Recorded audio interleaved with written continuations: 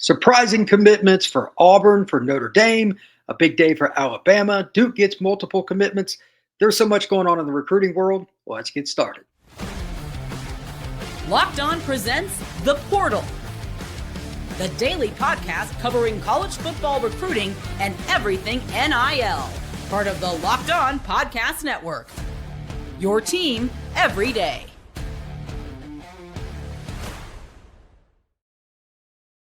Welcome back into the Portal Podcast, where you get your daily recruiting, NIL, and transfer portal scoop. I'm your host, Brian Smith, longtime college football writer and recruiting analyst. Thank you for making the Portal Podcast your first listen each and every day here on the Locked On Podcast Network. Today's show is brought to you by Game Time. Download the Game Time app, create an account, and use code LOCKEDONCollege for $20 off your first purchase. It was a wild Thursday. There were commitments that were surprising. Notre Dame got one that was at least somewhat surprising. But there's one we're going to talk about here to begin the show that may be the most surprising commitment that I've seen in the last 10 years. We're going to start with that. But we also have to talk about Bama. We got to talk about Georgia. We're going to talk about North Carolina and several other programs. It is a myriad of just incredible amount of commitments that some were surprising, some were not, but they were all very important. So let's start off with the quote unquote 10-year surprise, if you will. In all my years of covering recruiting, you can look at culture, you can look at trends, where kids visit. There's a million different ways you can kind of project where a young man's going to go. Most of them are pretty straightforward. It's not hard to figure out. But when I get a text message and says, "Did you just see what happened?" My eyes will kind of raise a little bit. Zach Blackerby of Locked On Auburn sent me a message, and I'm like, what are you talking about? I had no idea. I just completed a podcast myself, so I was out of the loop for about 30 minutes. And he said that Peyton Falzone had committed to Auburn. And he asked me if he was any good. He didn't know much about him. And Zach's pretty dialed into Auburn, to say the least. He's a grad. He's lived in the Auburn area his entire life, and he follows Auburn athletics religiously. Had no idea who the kid really was. He's from Nazareth, Pennsylvania. Committed to Penn State prior to yesterday, and a kid that, to my knowledge, at least at the time that had happened, had no serious interest in Penn State or leaving Penn State, let alone going to Auburn. And I don't think he had visited. At least that's what I thought. But like I told Zach afterwards, we did a podcast, you never know in recruiting. He might have taken a secret visit. Maybe he just knew he wanted to go there, whatever it is. But here's the really unique part. Kid's from PA. He's committed to Penn State. They're a program on the rise. They're a national top 10 program. Some people even have them preseason number one for 2025. Seems like a pretty hard sell to get him to flip. Not only does he flip, he goes to an area of the country that culturally, the league's different. Like everything is just different. And they're coming off a 5-7 season. What about that scenario screams to you, this is an obvious flip? There's not one thing that I could think of that made sense. Nothing. The local kid leaves the national power to go down south to a program that's struggling. And at the time, based on On3's recruiting rankings, Auburn literally had the worst recruiting class in the Southeastern Conference. That's some pretty good players, and obviously the competition in that league is insane for recruits, but dead last. And yet, Auburn flips Peyton Falzone from Penn State. Folks, I do not have a comparison for how random that is. College football recruiting does have its moments where you're like, okay, that's a bit of a head scratcher. But this one is so far out of the stratosphere, I don't have a comparison for it. So congrats to Auburn for getting it done, however it happened. I still don't know if Falzone had taken a visit prior to his commitment to Auburn. I don't know. And I really don't know if it matters at this point. I'm so shocked by it. It just is what it is.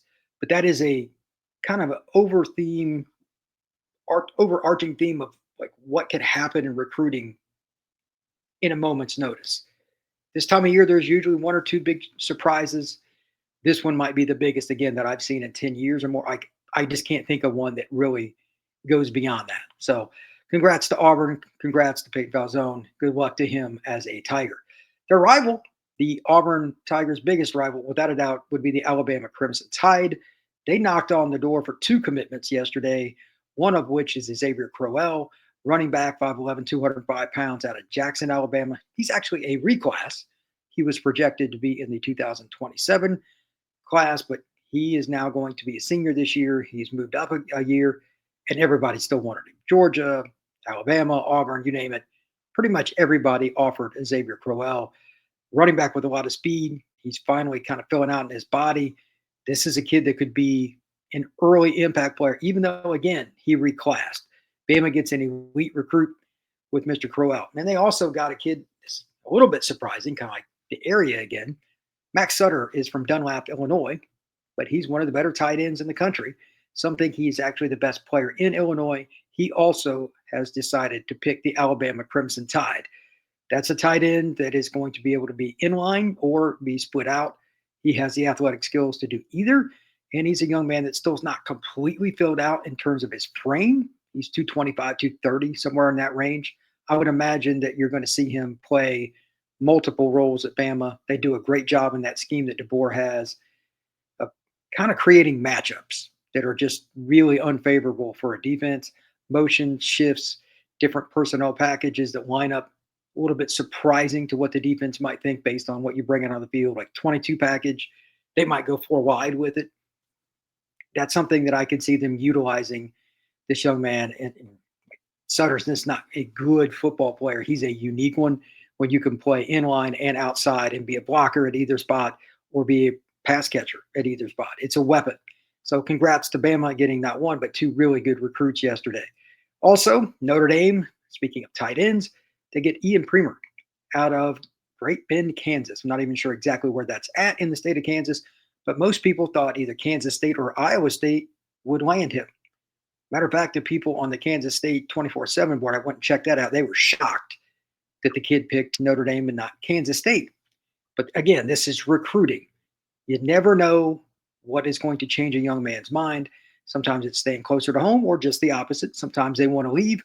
And Notre Dame's tradition at the tight end position probably helped out quite a bit.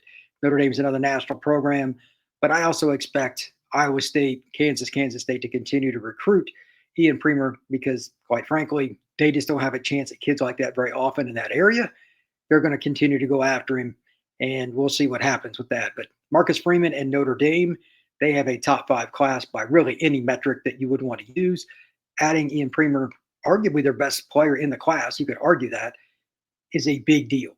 Notre Dame needed it at tight end. They're surprisingly a little bit thin at tight end going into this season, and they have some guys that are unproven coming up the ranks. We'll see how that goes, but they also have some guys that have had a lot of injuries. That's an important spot for them, and they get a second tight end. They've got another young man, Frizzell, out of Ohio, so a good pickup for the Irish. They get 2 tight ends in this class. When we come back, we still have a bunch of commitments to talk about, several in the SEC, Georgia, South Carolina, etc. That is next here on the Portal Podcast. Have you ever decided at the last minute to head to a ball game with some friends or family? Maybe it's game day, and you suddenly realize you want to be in the stands. That's exactly where Game Time comes in. It's the easiest way to grab last-minute tickets without the stress. With the money you save on tickets, you can splurge on food, drinks, merch, or even invite a bigger group to come along with you. Game Time will make that possible. Game Time makes buying tickets fast and simple. Prices on the app actually go down as you get closer to the first pitch, and they've got incredible last-minute deals, clear seat views, and a lowest price guarantee that takes the worry out of buying tickets. For me, and this is just something that I love, I want to know what I'm going to see. You click on it, you go into the app. Game Time's app is super easy to use. You click on a seat for whatever game it is you're trying to go to, and you will see the view right there on your phone, what it's going to look like. There's no surprise there. That makes me feel a lot better. I'm one of those guys that wants to see it to believe it, and Game Time makes that happen. Take the guesswork out of buying tickets with Game Time. Download the Game Time app, create an account, and use code LOCKEDONCollege for $20 off your first purchase. Terms apply. Again, create an account and redeem code LOCKEDONCollege for $20 off. Download Game Time today. Last-minute tickets, lowest price guaranteed.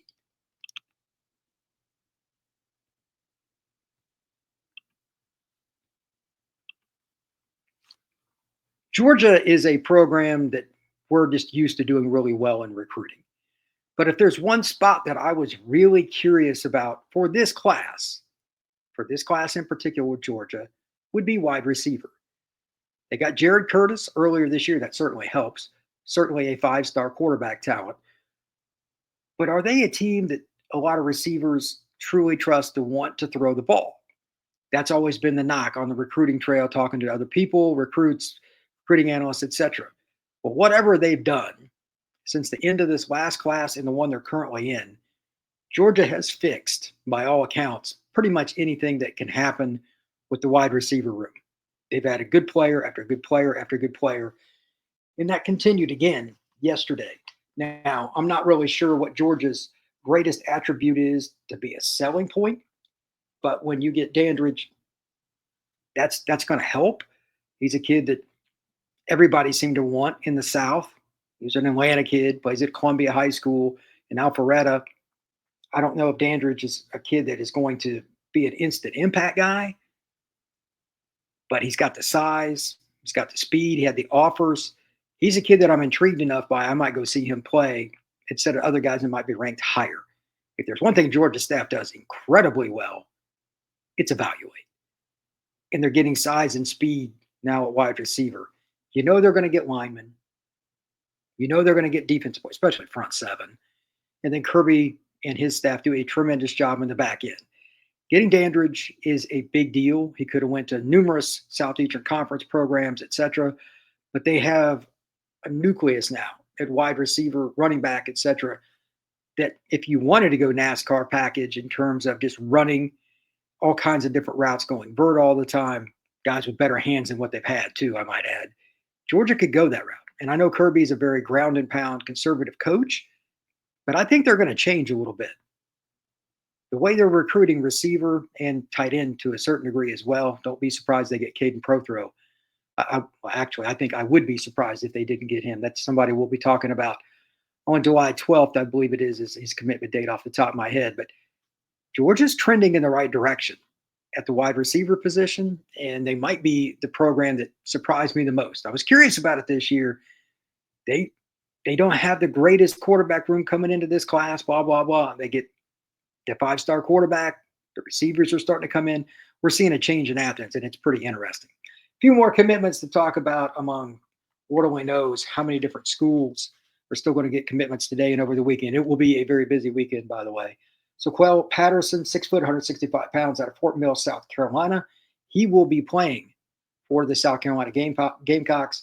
Wide receiver or DB, probably, I'm guessing wide receiver, but he's skilled enough to play on either side of the ball. I'd want to get the ball in his hands. The Wisconsin Badgers go into Southwest Florida in the Naples area, and they get Jaden Pettit, 6'4", 195 pounds. I didn't know that Wisconsin was going to get a player like this. This is exactly what they need, that big-bodied receiver. Good pickup for the Wisconsin Badgers. This kid had offers from programs across the country. Jaden Pettit, again, 6'4", 195. Coveted players at that size from Florida going to Wisconsin. I certainly didn't see it coming, but they'd been trending for a while, and I'm like, if this happens, you got to give them kudos, and they got it done. So congrats to the Badgers on that one. We've also got Peyton Falzone's going to Penn State, and that's kind of a surprise. Another one that at least a little bit of a surprise to me is Jason Lopez picked Florida State. I thought he would go to Miami. Again, the Falzone is the biggest surprise I've had in a long time, but Lopez is a local kid. Most people thought he would pick the Canes. I know they got Spafford to flip from Georgia recently at Miami, but I can't see them turning down Lopez. Maybe I'm wrong on that, but if they did, I still think it's a mistake. Lopez is a tremendous route runner. He plays at Chaminade Madonna, just outside of Miami. That's one of the best programs in the country. Jeremiah Smith came from there, etc. Several other players all around the country have played for Chaminade Madonna. And he picks Florida State. The Knoll, since June 1, it's over 10. I want to say it's 12 kids they have committed this month. You got to give credit to Florida State staff. They started kind of quick, had a nice lull there for a month and a half or so, but they've put on the afterburners. Jason Lopez is one of the best slot receivers in the country. I love watching him play, and I love the way he just carves up guys with his feet and his route running. He's really a technician. He'll play pretty early at Florida State, in my opinion. Big pickup for the Knowles. Desmond Green, this one's been in the bank for a while. I'd heard his name a couple of weeks ago. Offensive lineman out of St. Stephen, South Carolina, 350-pounder, probably going to be an interior lineman for the Florida Gators.